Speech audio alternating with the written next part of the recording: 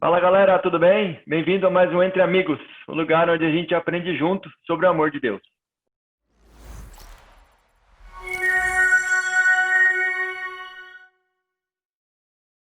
Olá pessoal, mais uma vez estamos aqui para estudar a Bíblia juntos com grandes amigos. Temos o Saulo, o Paulo e o nosso querido amigo Rony aqui também. Já todos os três são de casa, estudam a Bíblia com a gente há muito tempo e cada vez que a gente estuda a gente aprende mais. Lembrando que o que a gente faz aqui é um estudante da Bíblia ajudando o outro, um discípulo ajudando o outro. E cada dia a gente aprende mais, a gente nunca fica o mesmo, mas ninguém aqui é teólogo, ninguém aqui é estudioso, nós somos pessoas normais que estão tentando ser discípulos de Cristo e carregar a nossa cruz a cada dia e seguir a Ele. Então, convidamos você para estudar com a gente hoje. Vou pedir para o Paulo fazer a oração inicial para a gente. Paulo, ora aí para a gente começar nosso estudo. Está bem. Querido Pai, está nos céus, muito obrigado, Senhor, porque o Senhor nos deu diretrizes e, através da Bíblia, podemos conhecer mais de Ti e da Tua vontade para a nossa vida. Abençoe esse momento que vamos falar um pouco sobre a Tua palavra e abençoe a cada um que for assistir. Em nome de Jesus oramos. Amém. Amém. Então, pessoal, estamos chegando ao final do trimestre e um trimestre interessantíssimo, né? Onde a gente se junta com Deus no trabalho de ganhar almas, né? Lembrando, como a gente estudou o trimestre inteiro, que o trabalho é de Cristo, o trabalho é do Espírito. Nós somos ajudantes. Né? Então, estudamos uma série de coisas e chegamos finalmente no último estudo. É um título interessante, né? Um passo de fé. E você poderia imaginar, por que um passo de fé, né? E é uma coisa interessante, porque, na verdade, testemunhar de Jesus é se tornar vulnerável, é você dar um passo de fé, primeiro em achar que você contar a sua história, você não vai se abrir demais para a pessoa e vai se prejudicar. Então, você está tendo uma fé na bondade da outra pessoa, você está tendo uma fé que o que você está fazendo é para o bem de Cristo, né? E do reino que Ele está querendo trazer para nós. Agora, uma parte interessantíssima da lição é que diz o seguinte: a melhor maneira da gente testemunhar é primeiro a gente ter a mente de Cristo. Então, é fascinante a gente estudar em Filipenses 2, de 6 a 8, se eu não me engano, que é o texto áureo de hoje. Qual é a mente de Cristo e a mente que a gente tem que ter? Porque se não tiver essa mentalidade, se a gente não tiver essa mentalidade, nosso testemunho não vai ser não somente ineficiente, mas vai ser contrário ao que Deus está querendo fazer. Então, queria que vocês vissem em branco é o texto bíblico, que é o texto-chave desse nosso estudo. E do lado esquerdo é o contraste, que é o que Satanás quer fazer. Então, são duas mentalidades diferentes, né? Então, a mentalidade é uma coisa importantíssima, porque a mentalidade que a gente tem, ela determina nossas atitudes, que são baseadas nos nossos valores. Então, você vê, por exemplo, a mentalidade do jogador de futebol brasileiro comparado com o jogador de futebol americano ou o jogador de futebol alemão. O jogador de futebol brasileiro é fantástico, é super talentoso, mas em 5 minutos ele perde a cabeça e toma 5 gols. Vocês lembram da Copa do Brasil, lembram? Copa do Mundo? Perde a cabeça, não tem a mente forte na disciplina do esporte. Com o testemunho é a mesma coisa. Se nós não tivermos a mentalidade certa, nós vamos fazer mais estrago do que fazer bem. Até essa história de eu vou colocar estrelinhas na minha coroa é algo bem perigoso, porque corre o risco de você estar fazendo a coisa pela motivação errada. Então, eu queria ler com você primeiro a mentalidade de Jesus, do lado branco aqui. Tenha a mesma atitude demonstrada por Cristo.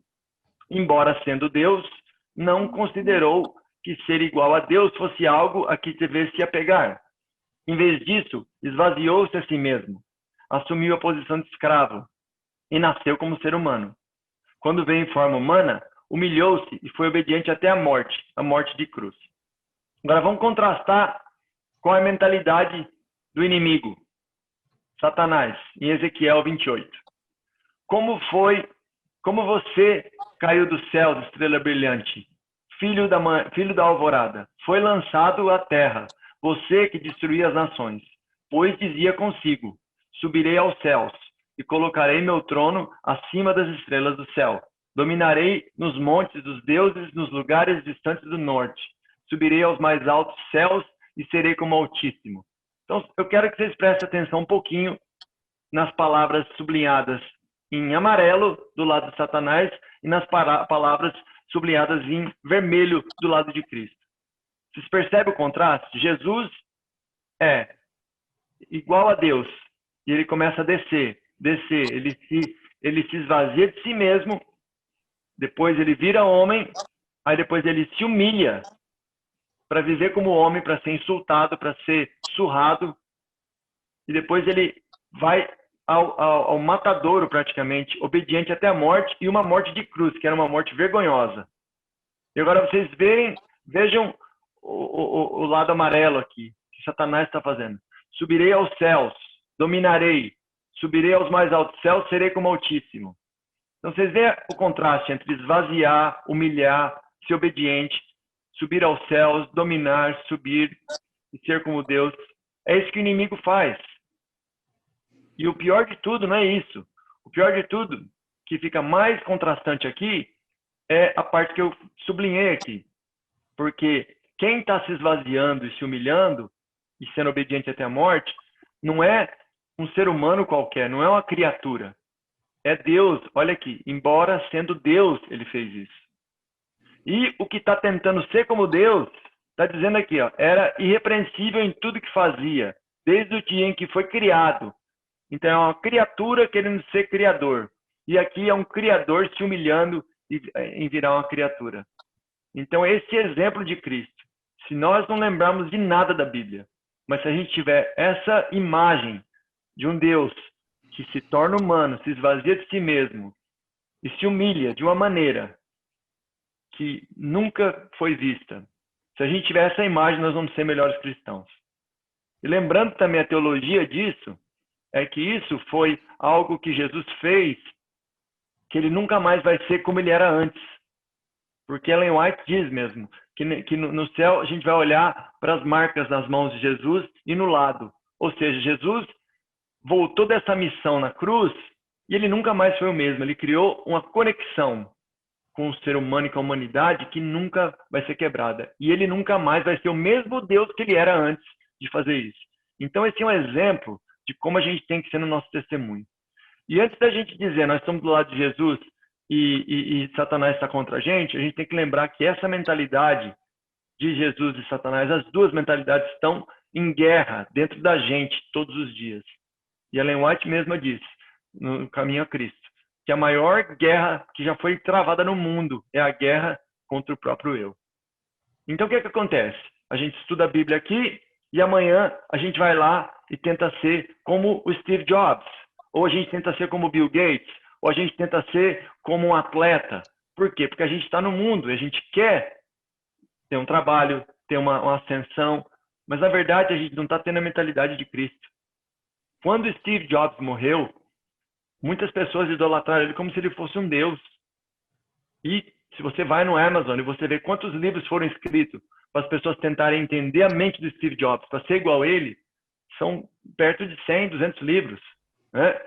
Então, se a gente não tomar cuidado, a gente vai ter a mentalidade do inimigo, que é uma mentalidade secular. Mentalidade do quê?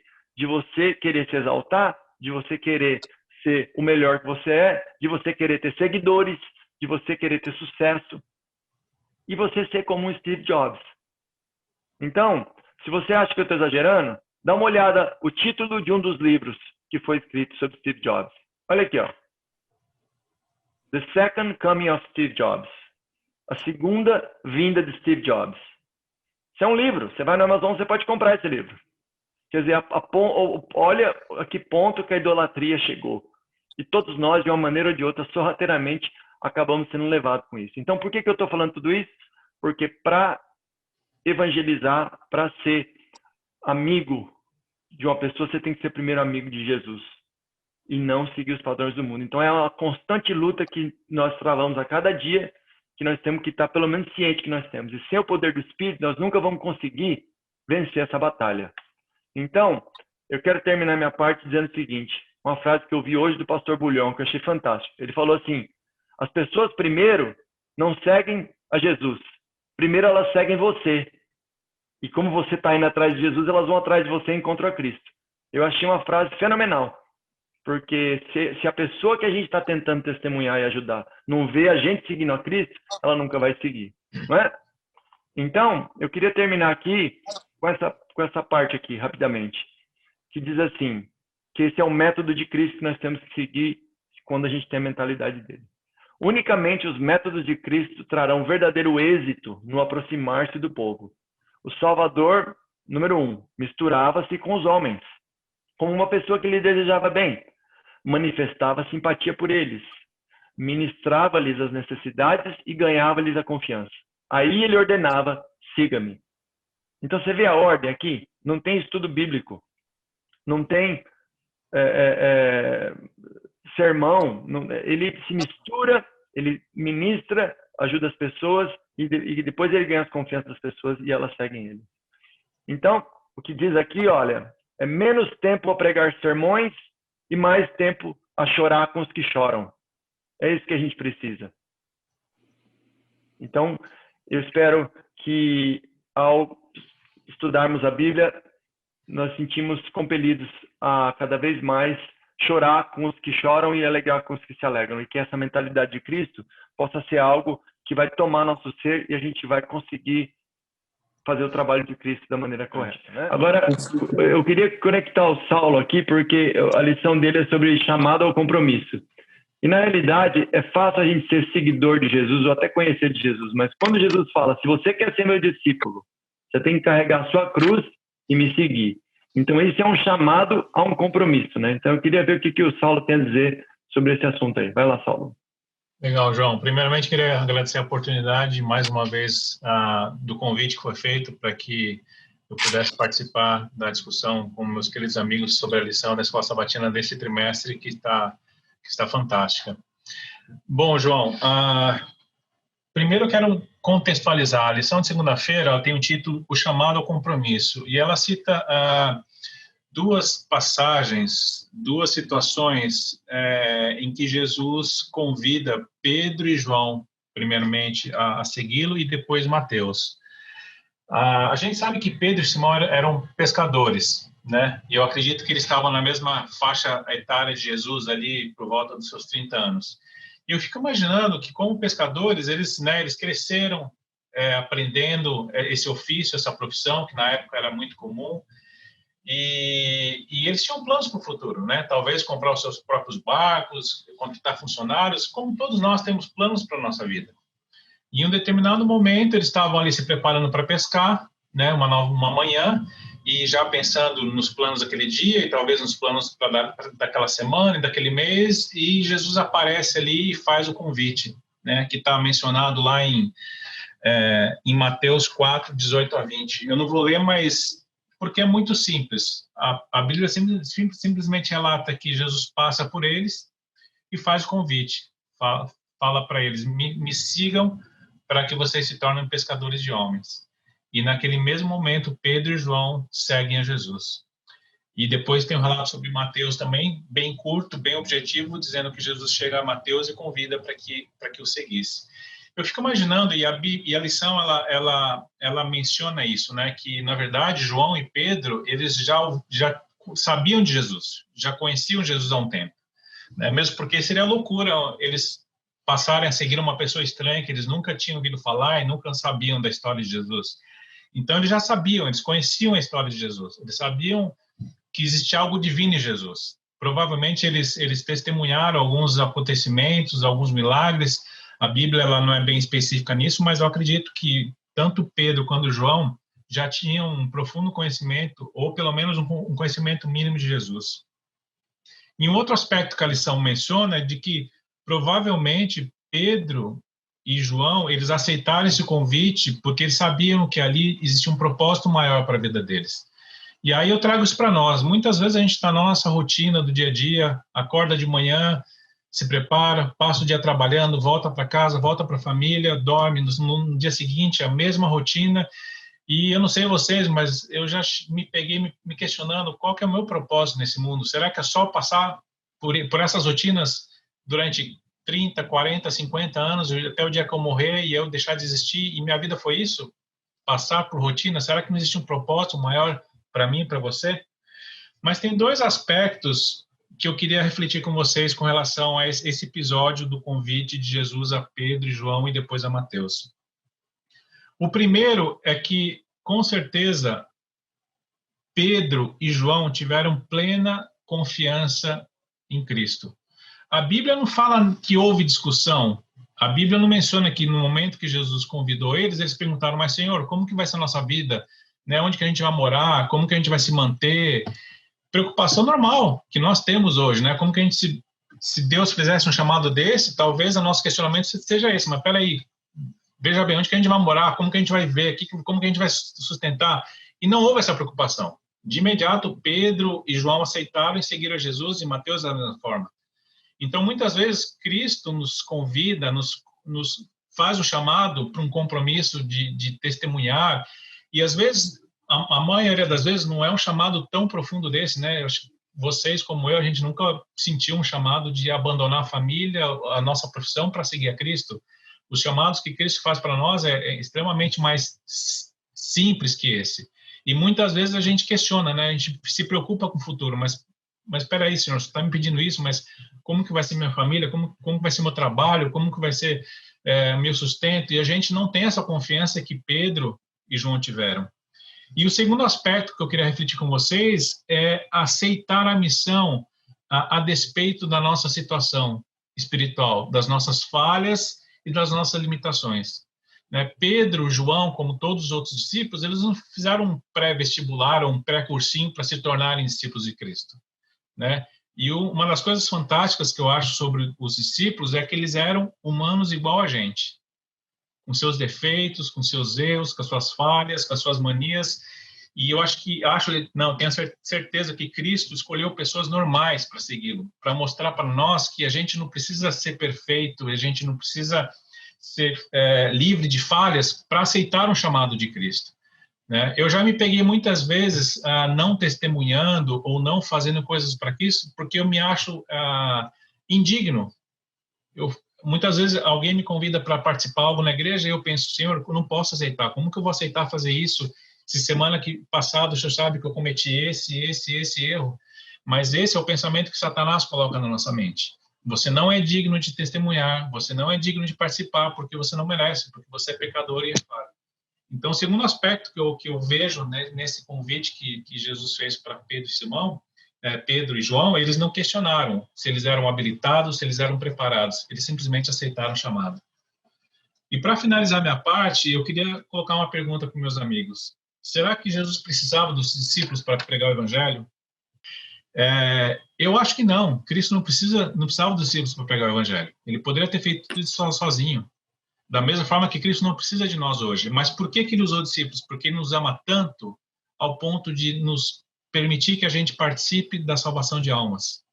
Deus nos ama tanto que ele quer que a gente esteja do lado dele na missão principal da existência dele, que é salvar o homem. Então, se você, meu amigo, está escutando essa lição hoje e se sente incapaz de testemunhar sobre Cristo, se sente incapaz de seguir um chamado, ou se você tem preocupações com as seguranças que esse mundo exige de financeiras, aceite o chamado que Cristo tem para você. Às vezes são chamados pequenos e é assim que funciona, não são chamados grandes. Às vezes é uma oportunidade de testemunhar para um amigo, colega de trabalho, às vezes é testemunhar para um familiar, às vezes é fazer uma obra de caridade para alguém que está precisando. Deus constantemente está nos convidando, está nos chamando para um compromisso. E a gente tem a oportunidade de participar da maior missão desse mundo, que é salvar almas a Cristo. Amém. Obrigado, Saulo. Eu acho que, como a gente estudou algumas lições atrás, a maior evidência do amor de Deus, do poder de Deus, são vidas transformadas, né? Se a gente olhar os discípulos, antes da ressurreição e depois, eles a água e o vinho, eles mudaram completamente. E esse que é o ponto, né? Yeah. Se eles fossem perfeitos, eles não teriam mudado, não é? E o que eu acho que a gente não pode fazer, que é a imagem que me aterroriza, é como se eu estivesse naquele barco com aquele monte de peixe e estivesse segurando na tarrafa assim e não soltasse, né? Tem que soltar os peixes e deixar esse Jesus. E é o que você falou. Jesus não fala, olha, vai ser 30 dias de férias, vale refeição, né? Mas esse é o ponto, é você ter fé, né? É o passo de fé que a gente justamente está falando, né?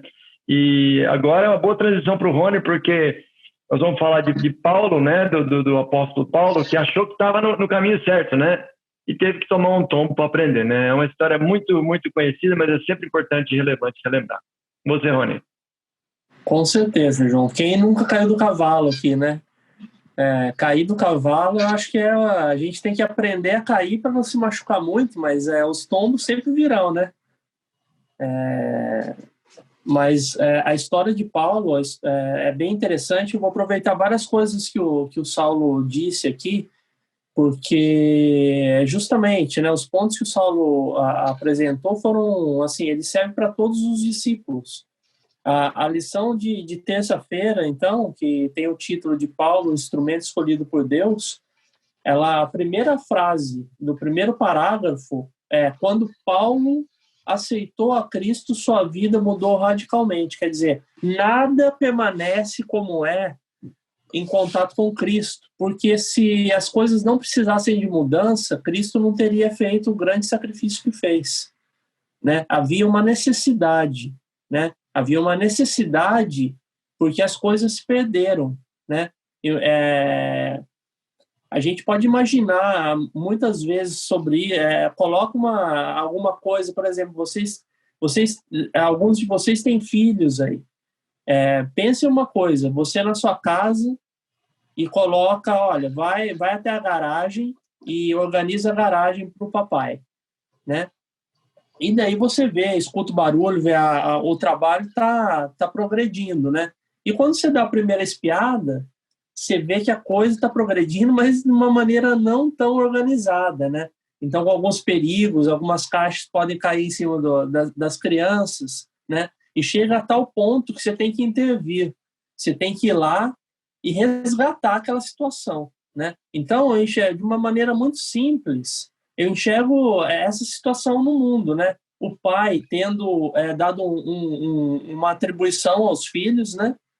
Desde o início, lá na criação de Adão e Eva, e dando as atribuições para eles, eles foram fazendo inicialmente corretamente, mas depois as coisas se perderam, né? E Cristo teve que descer aqui para, olha, a coisa ela foi para um caminho que, se eu não intervir, os resultados vão ser muito negativos, né? A gente sabe, obviamente, que quando Deus já criou o universo, ele já tinha o plano de salvação para resgatar o ser humano, né? Obviamente, principalmente nós adventistas, sabemos dessa história, escutamos várias vezes nos sermões, né? E nós vemos na experiência da vida de Paulo que daí vem relatando, né, em Atos 9, 3-6, depois de 10 a 20, relata toda a experiência de conversão de Saulo aí em questão, que ele estava a caminho de Damasco com uma carta, né, autorização para chegando em Damasco, prender todos aqueles que eles identificassem como sendo seguidores de Cristo, ou seguidores da nova doutrina, né? Ou do caminho, como diz a Bíblia, né? Os seguidores do caminho. E o próprio Jesus intervém para Paulo na estrada, através de uma grande luz. Paulo pergunta quem é o Senhor, e ele responde: eu sou Jesus, aquele que você persegue, né? E o diálogo, a gente repara ali que é muito sucinto, muito conciso, né? Após ele cair, ter a queda do cavalo e saber com quem estava conversando, Jesus o que fez? Falou: levanta, vem cá, me desculpe ter te derrubado do cavalo, não queria brilhar minha luz tão forte. Não foi isso? Não foi isso que a Bíblia nos conta, né? A Bíblia nos diz que Jesus deu uma ordem a Saulo nesse momento. Falou: Saulo, olha, você entra na cidade e lá terá uma pessoa que vai te encontrar e vai te mostrar o que você tem que fazer, né? Então ali Jesus já olhou para o coração de Saulo, já sabia que o coração dele, né, o nome dele já tinha mudado, o caráter dele já tinha mudado, e ele já designou uma ordem, falou, vai para a cidade que lá eu vou te fazer saber qual é o caminho que você deve seguir, né?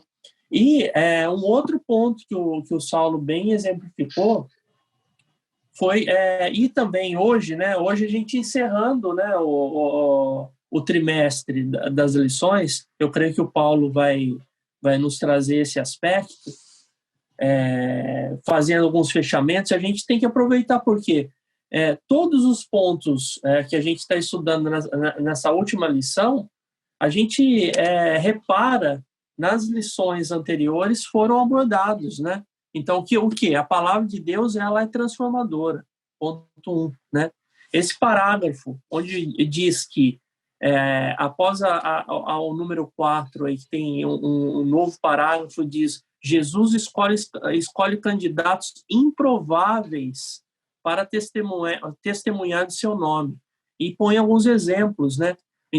Os endemoniados, a mulher samaritana, a prostituta, o coletor de impostos, os pescadores e agora, nesse exemplo, o mais feroz perseguidor dos cristãos.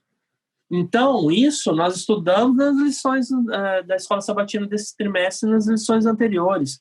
Jesus não olha para a gente com relação aos pecados que nós temos. E mais um ponto que o Saulo bem colocou, né? Somos dignos ou indignos?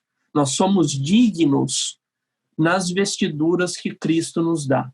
Nós somos dignos, né?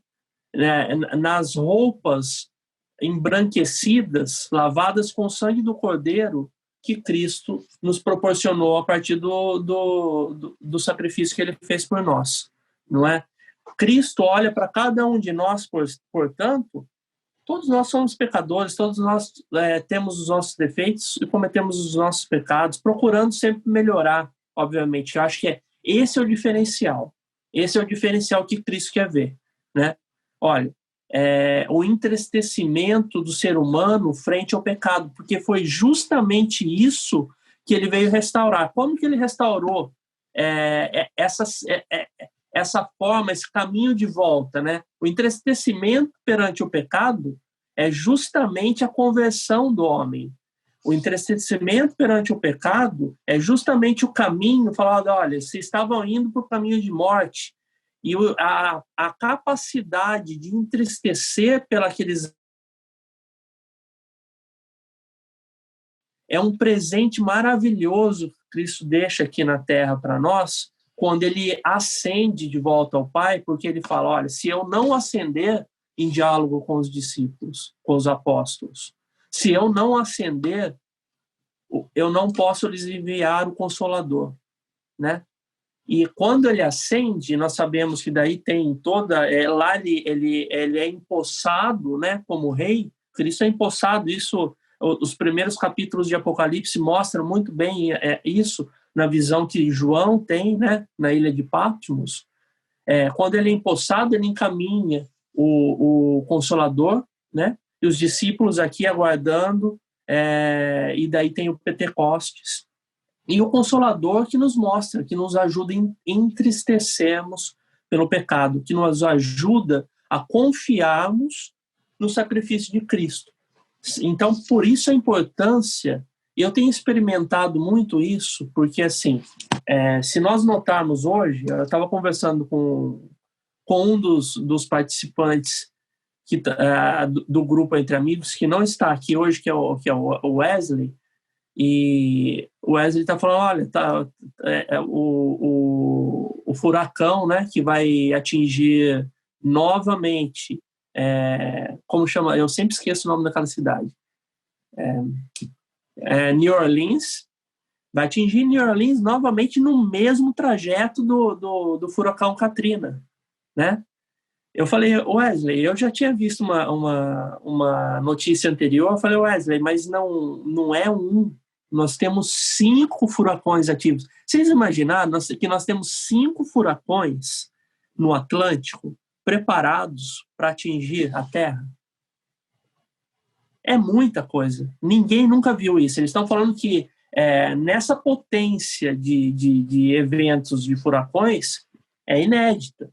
né? Então, daí a gente pega pandemia, season, a temporada de furacão como nenhuma outra, né? E as queimadas aqui na Califórnia, né? Para aqueles que estão assistindo e não são aqui da Califórnia, a Califórnia ela está em chamas, algo similar, acho que uma proporção um pouco menor do que aconteceu na Austrália há pouco tempo atrás, né?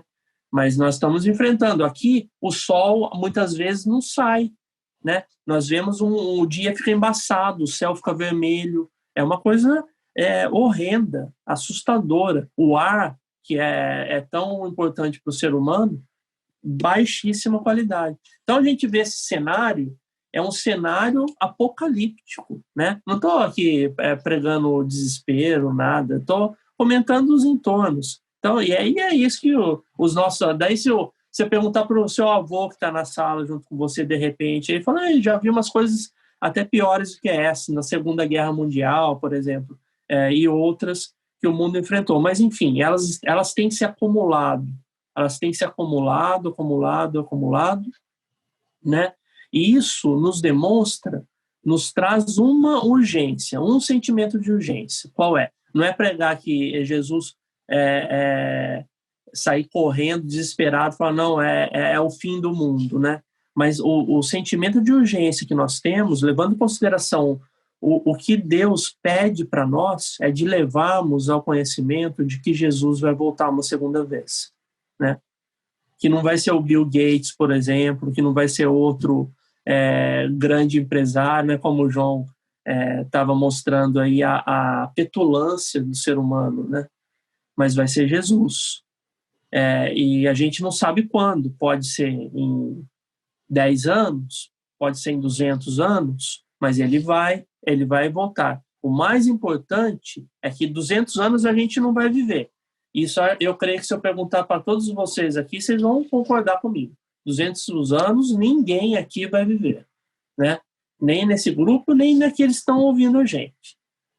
Então, qual é a importância da gente saber quando Cristo vai vir? A importância, eu diria, primeira importância não é nem sabermos quando Cristo virá novamente, a segunda vinda de Cristo. É que nós precisamos aceitar, conhecer a Cristo, para que a gente receba o grande presente que o sacrifício dele nos proporcionou, que é a vida eterna, né? Então, é um pouco para finalizar aquilo que o Saulo disse. Qual é, na verdade, o sentido da vida, né? Qual é o sentido? O sentido da vida é um só, é vivermos. O sentido da vida só é um desde o início, é vivermos, só que vivemos eternamente. Por isso que a gente não compreende a morte nunca será compreendida.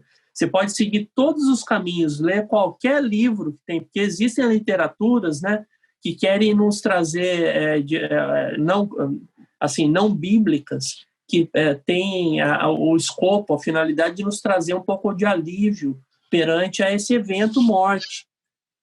O lado negativo é que nós nunca vamos nos conformar com a morte, porque isso não faz parte da nossa natureza. E o lado positivo e grandioso é que nós não precisamos ficar atemorizados perante a morte, porque Cristo veio e acabou com ela para nós, né? E quanto mais rápido ele voltar, maior é a probabilidade de nem o evento morte a gente passar. Mas a urgência é nós conhecermos a Cristo e aceitarmos o seu sacrifício para que a gente ganhe a vida eterna. Muito obrigado. Amém. Obrigado, Rony. Eu acho muito importante tudo que você falou, principalmente esse senso de urgência que temos que ter, né? E é importante termos um senso de urgência com a noção de que o amor de Cristo nos chama, né? Que é a parte que o Paulo vai falar, porque como diz Colossenses 3,14, né? Acima de tudo, revistam-se do amor, que une tudo em perfeita harmonia, né? E foi isso que uniu todos os discípulos, que era cada um de um jeito, né? Cada um tinha um gênio e tal. Uniu Paulo e uniu muitos outros que são diferentes. Então, vou passar para o Paulo, para ele terminar para a gente, falando sobre as exigências e o compromisso do amor. Com você, Paulo. Ok. Eu estava agradecendo a você, João, e ao Saulo, ao Rony, por essas palavras aí sábias, e que Deus continue usando vocês para distribuir a mensagem que ele quer que nós distribuamos àqueles que podem nos ouvir. Obrigado. E a lição que é de quarta e de quinta traz o mesmo texto, que é João 21, 15 a 19. Eu quero tirar 3 lições desses versos bíblicos. Uma, Pedro reconhecendo que ele não tinha o amor verdadeiro. 2, Jesus reafirmando Pedro que ele teria o amor verdadeiro. E terceiro, o Pedro que saiu a fazer amigos. Ok?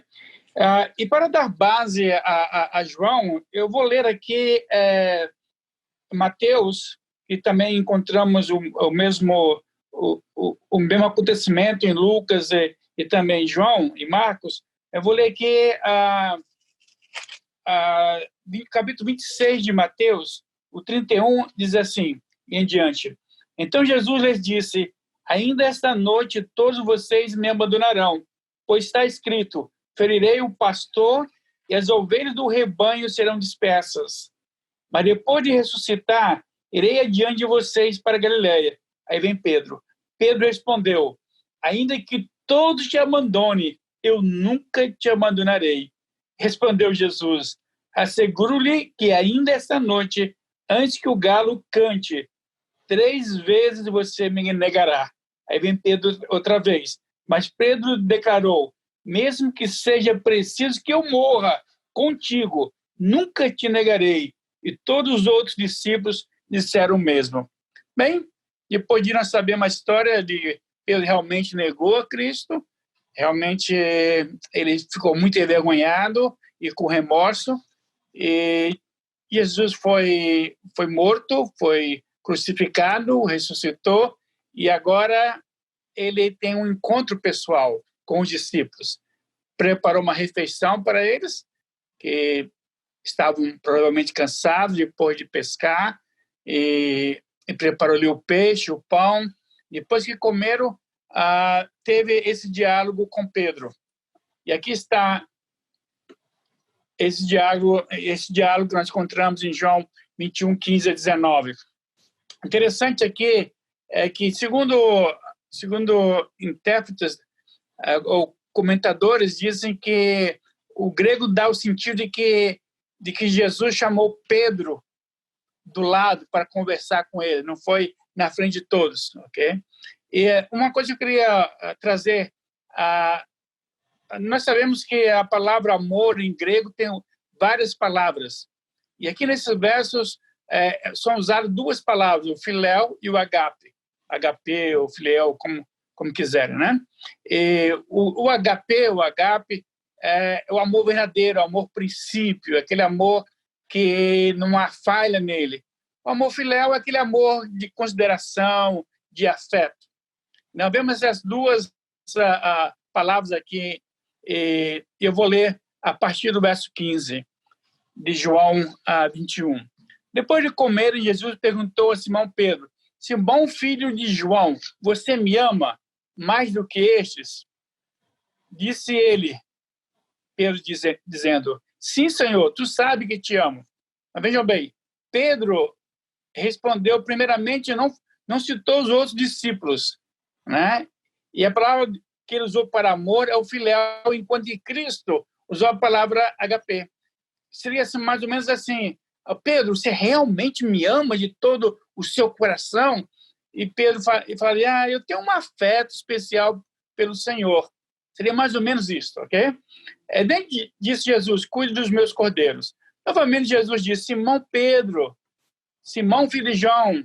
E interessante também que ele usa a palavra Simão, não Pedro, né? Que Pedro seria rocha, forte, né? Aqui ele usa o nome original de Pedro, que é Simão. Simão filho de João, você me ama? Ele respondeu, sim, Senhor, tu sabes que te amo. Outra vez, Jesus usa o HP e Pedro usa o filéu, ok? Verso 17. Pela terceira vez ele disse, Simão, filho de João, você me ama? Pedro ficou magoado por Jesus lhe ter perguntado pela terceira vez, você me ama? Ele disse, Senhor, tu sabes todas as coisas e sabes que te amo, disse Jesus, cuide das minhas ovelhas. Por último, agora, pela terceira vez, Jesus usa o filéu. Pedro, então realmente você tem um afeto por mim. E agora eu posso imaginar Pedro com tristeza dizer, Senhor, eu tenho um carinho muito especial pelo Senhor. Mas ele não pôde usar a palavra amor, porque há poucos dias atrás ele havia traído a confiança de Jesus Cristo, né? O bonito aqui, que eu acho, é Pedro reconhecendo isto. Pedro, que antes era arrogante, dizia que era melhor que todos, né? Depois que fracassou, em vez de tentar se esconder, e dizer, mas, Senhor, aquele dia eu estava meio cansado. Não, ele reconheceu, Senhor, eu não tenho aquele amor que eu disse que tinha pelo Senhor, né? E agora, tem as palavras de Cristo muito interessantes, num contexto muito especial para Pedro. São os versos 18 e 19. Digo-lhe a verdade, Jesus dizendo para Pedro, quando você era mais jovem, vestia-se e ia para onde queria, mas quando for velho, estenderá as mãos e outra pessoa o vestirá, e o levará para onde você não deseja ir. E agora o verso 19. Esse verso 19 foi maravilhoso para Pedro. Talvez para nós hoje a gente já estranha isso. Mas veja bem, Jesus disse isso para indicar o tipo de morte com o qual Pedro iria glorificar a Deus. E então ele disse, siga-me. Veja bem, agora é Cristo afirmando a Pedro, Pedro, você vai me glorificar. Você vai ser forte um dia.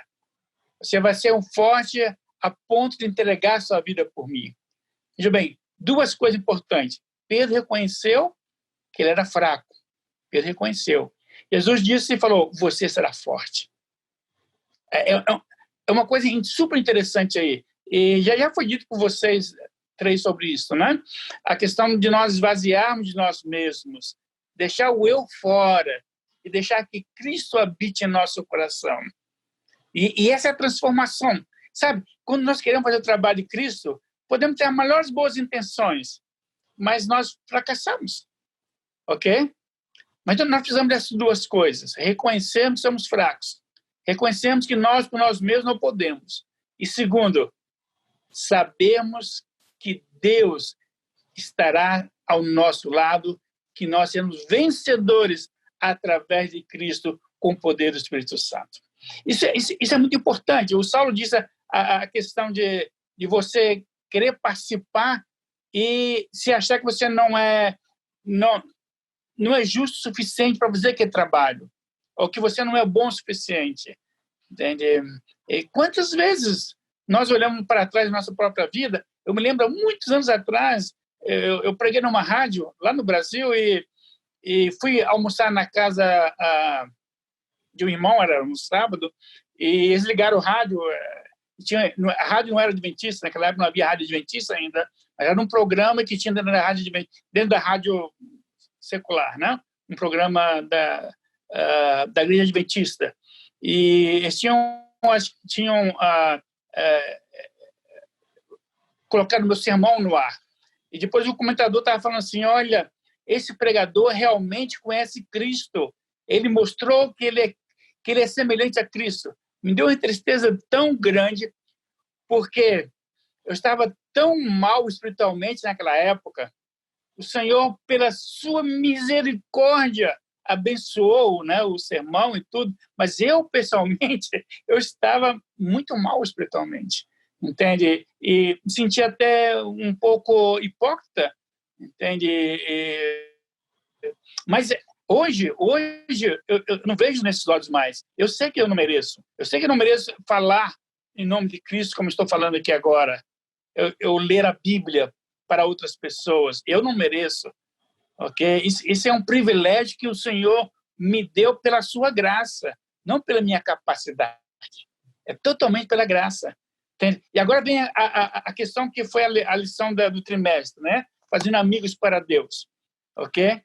Nós fazemos amigos para Deus quando nós reconhecemos que nós não merecemos nada de Deus, mas ao mesmo tempo reconhecemos que somos tudo para Deus.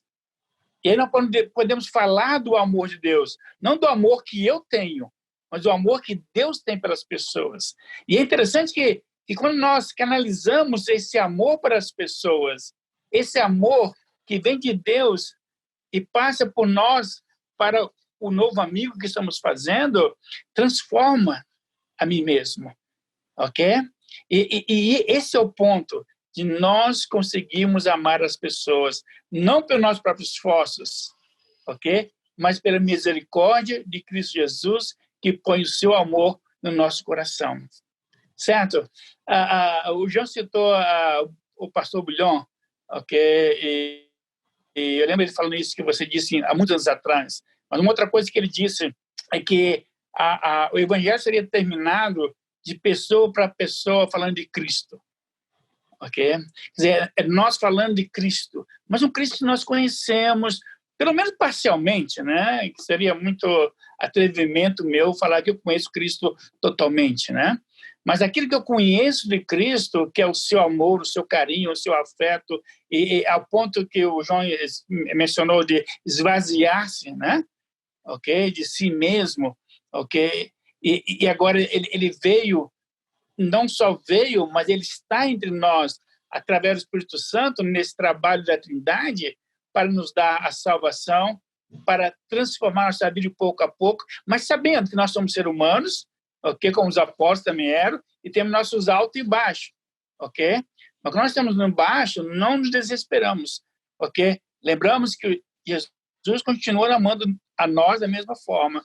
E nós vamos ter aquela época que vamos estar bem mais próximo dele, o que nós podemos chamar, somos bem espiritualmente. Mas que Deus pode nos abençoar, para que realmente possamos fazer amigos, depois que nós reconhecemos as duas coisas, que nós não merecemos nada, nós não somos capazes, e depois de reconhecermos que Jesus coloca o seu amor dentro de nós, e que as pessoas possam conhecer através de nós.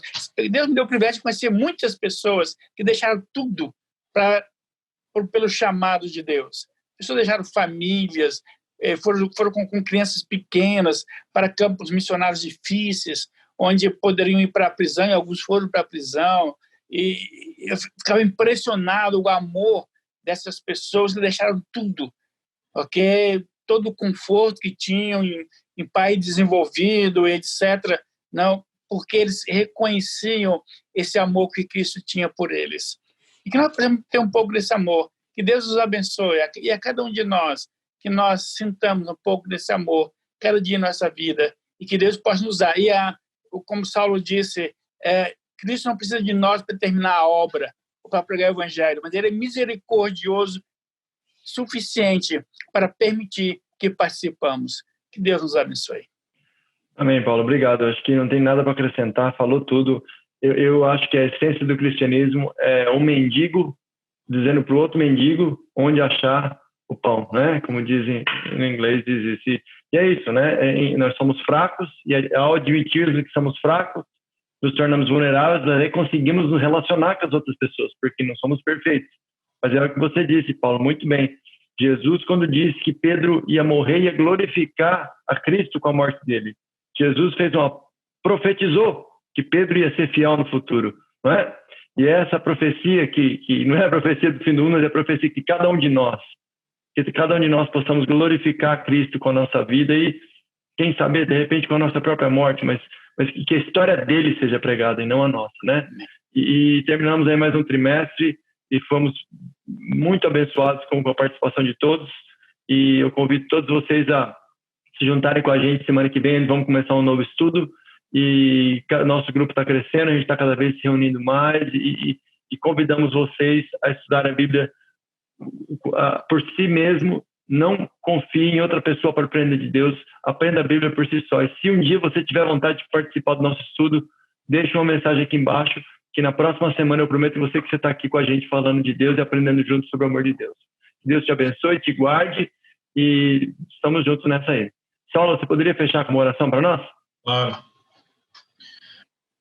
Senhor nosso Deus, Pai querido de amor, te agradecemos porque o Senhor nos ama ao ponto de nos fazer participantes, Pai, da sua obra de levar o Evangelho, levar o amor que Deus tem por cada ser humano. Pai querido, obrigado pelo privilégio que ainda temos de nos reunir em Teu nome para aprender mais sobre o teu amor por nós. Pai querido, nos ajude a termos a consciência de que tudo nesse mundo é passageiro, Pai, e o real propósito da nossa vida é estarmos preparados para estar contigo no céu. Abençoe esse grupo, abençoe em especial a cada pessoa que está assistindo, que irá assistir esse programa, que eles sejam tocados pela sessão do Espírito e tome as suas decisões, Pai, de estar ao teu lado. Todas essas bênçãos que nós te pedimos e agradecemos em nome do seu Filho amado Jesus. Amém.